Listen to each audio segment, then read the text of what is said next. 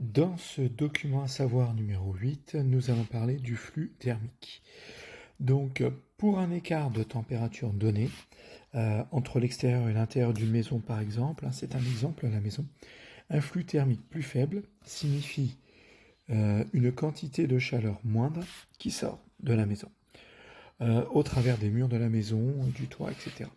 Donc le flux thermique sera noté phi, c'est un phi majuscule ici, il sera égal à la différence de température entre l'intérieur et l'extérieur des parois que l'on est en train d'étudier, divisé par la résistance thermique du matériau constituant les parois. Donc c'est logique ici, et on va aller un peu plus loin. On va ici définir le flux thermique comme le transfert thermique, c'est-à-dire la quantité d'énergie transférée thermiquement au travers de cette paroi, divisé par l'unité de temps, c'est-à-dire divisé par la durée nécessaire, la durée pendant laquelle on a étudié le transfert thermique, c'est-à-dire le temps que finalement on fasse l'expérience ou que les deux, euh, les deux milieux, intérieur et extérieur, aient la même température. Donc ça c'est très intéressant. Pourquoi? Parce que finalement on a le flux thermique qui est égal donc à Q sur delta T. Et Q c'est une énergie. Donc c'est une énergie sur delta T. Et qu'est-ce qui est égal à une énergie sur delta T? C'est une puissance.